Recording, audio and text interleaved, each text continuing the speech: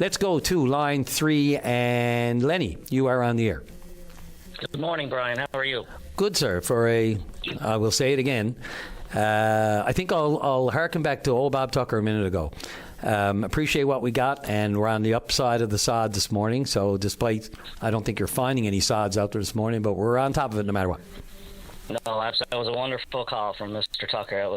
It was quite what we need, and I think our public service and our bureaucrats need to hear more of that, because I think within the line of the political game, sometimes they get caught in the crossfire and they don't deserve it. I mean, they're bound by policy and procedure, and sometimes wrongfully brought into the mix when they don't need to be, and they are the backbone of our province and what needs to be praised on the daily.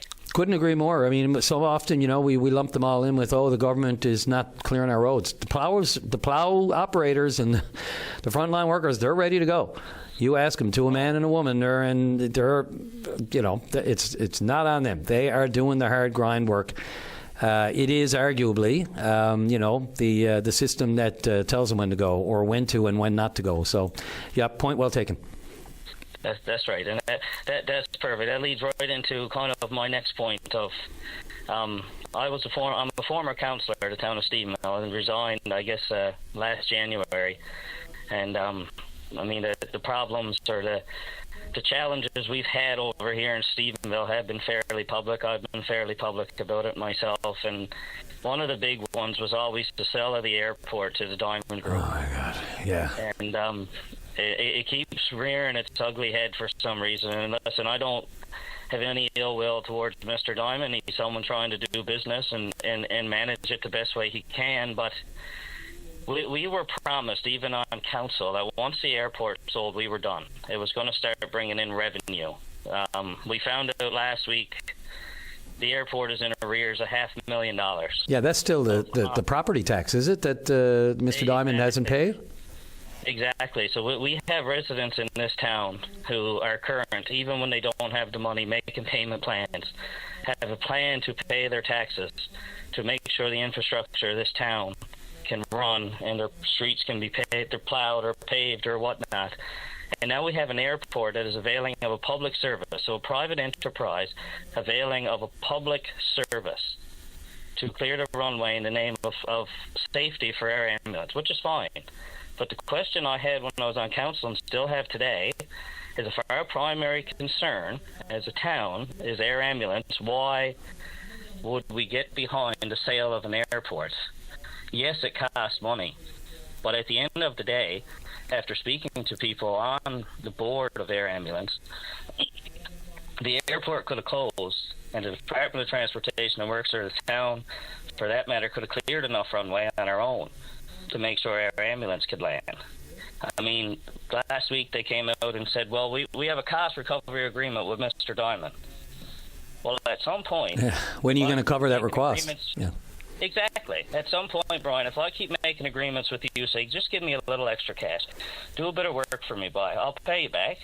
Yeah, and you keep doing it, I'm going to keep asking you, and I'll never pay you. And then just for people's background here, it'd be one thing if they were just still asking to push the tax, the outstanding tax arrears down the road. But they're just asking last week. They couldn't even, they had, I think they had a couple of loaders that were broke down, the airport, owned by the airport. They broke down and they went to the town, asked them if they could cover the cost for it and help so that the emergency landings by air ambulances could continue. I mean, that's a hard place to be in. Now, I'd love to, Mayor O'Brien, if you're listening, or Mayor Rose, if you're listening, because I always get the two Toms mixed up. Oh, yes. Mayor Rose, if you're listening, I know that he also, I think, I heard him this week. I can't remember. I really can't remember where it was, but he said at the time he was confident that the taxes would be taken care of this year. I'd love to know what gives him that confidence, because as we've seen, going back to 2021 and before, the grand plans for Stephenville Airport, until something happens, and we all want it to happen, but the longer this goes on and taxes are owed without being paid, and these large drones and all the wonderful ideas for this airport, until something tangible lands out there, literally, figuratively, and on purpose, pun intended, people are going to continue to doubt it. But I'm curious because, again, the mayor did say that he's confident that the tax bill will be taken care of this year. Well, it's hard to believe $500,000 can be looked after when they, needed help to repair a couple of loaders to clear the runways. That's correct, Brian. And my question is, it was only 3 to 4 months ago we found out about a $2.5 million loan, right, or lien that was put on the property. Now you add this extra $500,000 to it. We're at $3 million. Now yeah. I'm sure somehow James and Knowles, very reputable insolvency company in this province, is making sure that that's paid. But, I mean, the mayor was on VOCM and did the math, or NTV, I believe, and did the math and said, well, you know what? I'm not worried about it because selling the airport saved us $1 million over 2 years because we were thrown in $500,000. Well, my question to the mayor is, well, no. It didn't save us anything because that money would have been redeployed to another line budget item. So where did we cut our budget back when the taxes weren't being paid? And if over 2 years we saved $1 million, but also over the 2 years we haven't got $500,000 from the airport, now we're back down to $500,000. So now we have a $500,000 to $1 million shortfall in our budget, and the residents have no idea what services are being cut. The town grew when 3 councillors left. The town went on a hiring spree and hired multiple individuals. And again, no issue with hiring when needed. Maybe it was needed, maybe not. I wasn't there. And there's no disrespect to the people they hired because I know some of those people and they're wonderful employees and they're doing great work.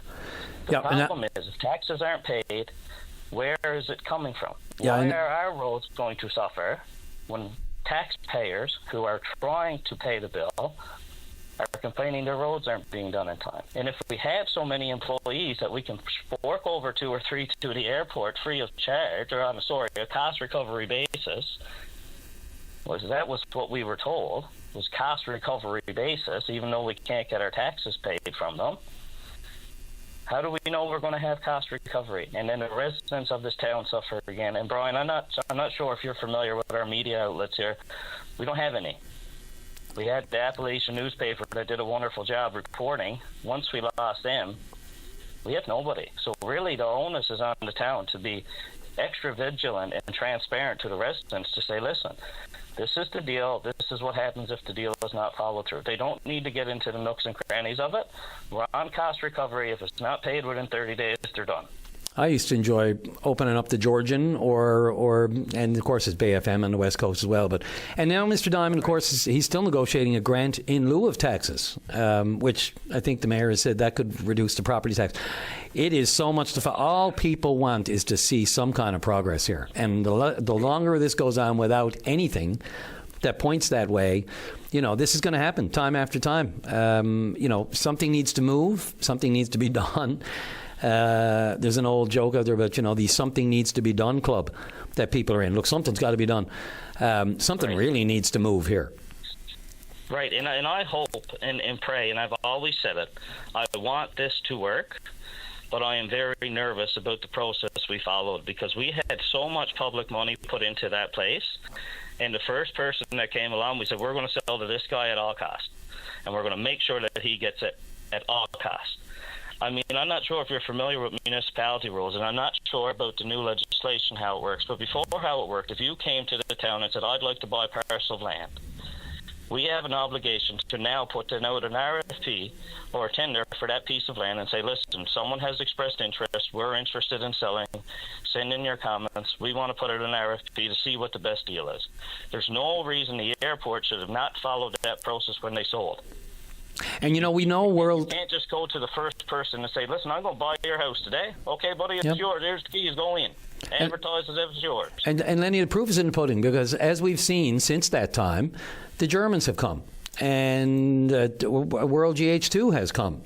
And on the surface, if any of those problems, we know World GH2 has just undergone, or they're re-looking at the whole thing and looking at a database center now and that sort of thing. They may or may not have changed their business plan. But if there's one thing we do know, there is potential on the West Coast for resource beyond resource, over and above resource. And it would seem sensible to have that kind of business going in there, and the need for labor that we've been told in the thousands, that we're going to need an airport there. It's going to be necessary. It's going to probably sustain itself. It just feels like that's the weight. That's the weight here. It's like, okay, there's other potential in the works. I have control of it. Now, I don't want to speak for Mr. Diamond. I don't want to speak for the mayor. They're both welcome to call the show and tell me I'm completely off base here. But it seems like the way that the plans have been changing on the West Coast, or developing or underdeveloping, or with everything going on in the world regarding tariffs or trade or green energy or the pullback from green, with Trump talking drill, baby, drill, and all that sort of thing. I mean, it just points to almost pausing or slowing down the push to electric if people are going to start self-reliant. And you talk pipelines across Canada to make sure that we're self-sufficient.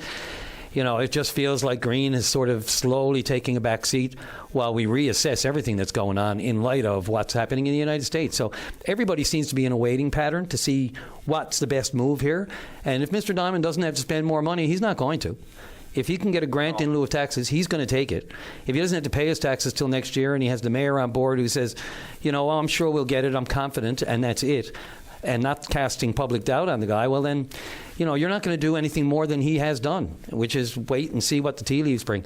Lenny, I got to get off to the break. I'm back next week, though, if you want to continue this conversation or anything else having to do with Stephenville and the West Coast. And thank you so much. Happy Valentine's Day to all the residents of Stephenville. It will get better. One of our greatest resources, I do believe, is that airport, and I think that's why I'm so frustrated with the way the process was followed, is we kind of just gave it away to the first person that came along when we should have followed the process knowing how important it would be to our future. And to be honest, I've lost complete track of the process, Lenny, to be perfectly honest with you. So at any point, I look forward to the mayor or Mr. Diamond give us a shout and just take us back through exactly where everything stands right now. Lenny, thanks for the call. Thank you, Brian. Okay, take care. Bye. All right, Dave.